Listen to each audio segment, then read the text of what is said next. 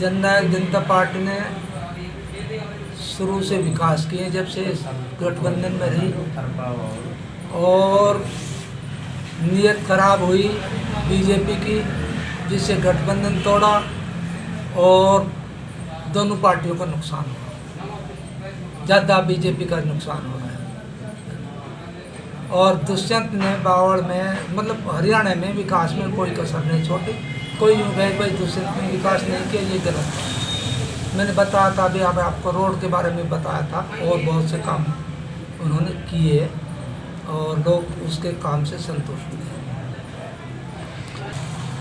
देखो, बावड़ के मुद्दे तो पहले से ही रहे हैं, और ये बाहर के जो भी एमएलए आते हैं ये कभी इन मुद्दों पर कभी ध्यान नहीं दिया इन्होंने। जब मैं एमएलए था तब उस टाइम मैंने मुद्दे उठाए थे बावड़ सब डिवीज़न का, मैंने बहस की, संघर्ष किया।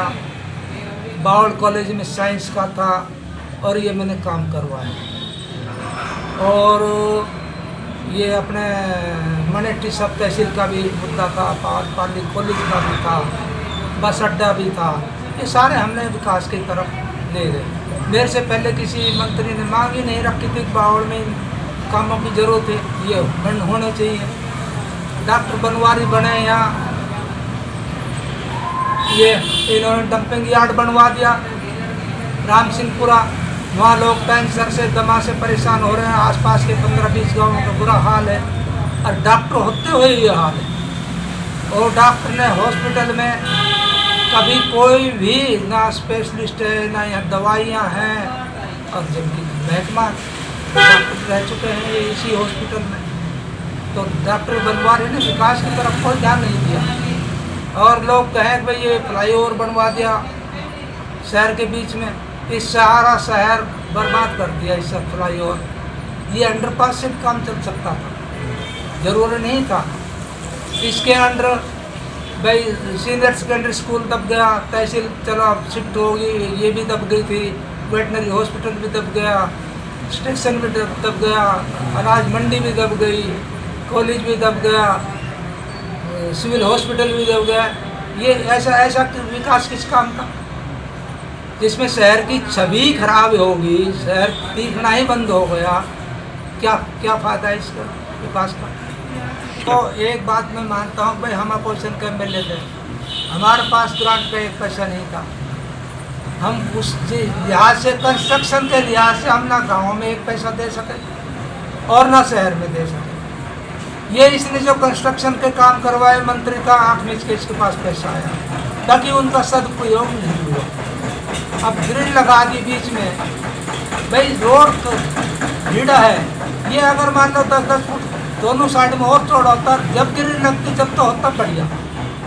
अब वहाँ तो गाड़ियाँ निकलती नहीं, एक ट्रैक्टर आगे है तो पीछे कोई गाड़ी आ गई, तो जब तक ट्रैक्टर कहीं साइड नहीं देगा जब तक वो बच नहीं सकता, निकल नहीं सकती पीछे वाली गाड़ी। तो इतना सोचना चाहिए था इसको। ये सारे रोड शहर में मतलब पाबंदी से लग गई। जैसे किसी टाइम में आपको भाड़ा चुंगी से गोकल गेट तक डिवाइडर बनाए थे, लास्ट में हटाने पड़े, सिर्फ इसी वजह से रोड भीड़ा था। और वही बात आज है, तो डिवाइडर की जरूरत नहीं थी। सिंगल रोड रहता तो उसमें इधर उधर बच के निकल सके। अगर इसमें जगह और होती 10-10 फुट दोनों साइड में, तो इसमें कोई दिक्कत नहीं थी, डिवाइडर लगाने की भी, ग्रिल लगाने की कोई दिक्कत नहीं थी। स्टैंड उसमें क्या हुआ कि ये एक तो इसकी ओपनिंग है बावड़ रोड पे, जबकि मेन बस स्टैंड हाईवे का है, इसकी एंट्री होनी चाहिए नेशनल हाईवे से। अब क्या है, हरियाणा रोडवेज की बसें हैं वो तो एंट्री करते हैं, वहाँ उनको रजिस्टर में चढ़ाना पड़ता है। बाकी सारी बसें बाहर से आती हैं और अपने सवारी बैठा पार चली जाती है। हरियाणा रोडवेज को क्या फ़ायदा है, कुछ फ़ायदा नहीं है। और इसकी लोकेशन भी नहीं है, भाई लोकेशन इन्होंने दिल्ली की तरफ पीठ कर दी। अगर बावड़ की तरफ पीठ करते और दिल्ली की तरफ इसका गेट होता तो दूर से दिखता कि ये बावड़ बस स्टैंड है, हाईवे का मणिपुर का बस स्टैंड है, ये दिखाई भी नहीं देता। मेन तो एंट्री तो होनी चाहिए थी, ऐसी जगह लेनी चाहिए थी जो सीधी एंट्री होती हाईवे से। नहीं, हमें तो कोई काम दिखाई नहीं दे रहा। कौन सा काम करवाए?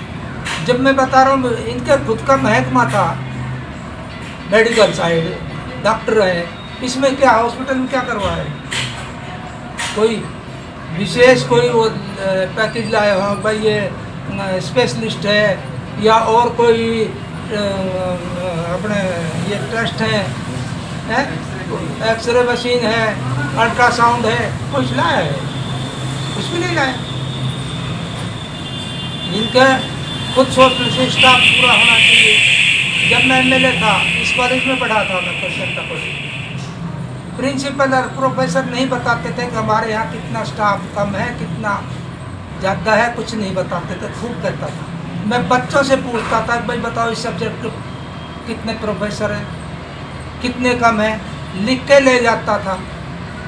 और विधानसभा में जब बहस करता था, बुक्कल कहती थी जी नहीं आपके पूरे स्टाफ है, और मैं कहता था मैं कल लिख के लाया हूँ कॉलेज से, ये रहे। तो ये ड्यूटी इसकी बढ़ती थी। जैसे मैंने उसको ड्यूटी समझा कि मेरा कॉलेज है, मैं पढ़ाऊँ इसमें, इसका ये है था कि भाई मैं इस हॉस्पिटल से मैंने रोजी रोटी कमाई है, खाना खाया है, तो इस पर विशेष ध्यान देना चाहिए। इसलिए कोई ध्यान नहीं दिया। ये क्यों उठाएगा भाई? ये इम्पोर्टेंट है, इनका आज है यहाँ है, कल अपने चले जाएंगे।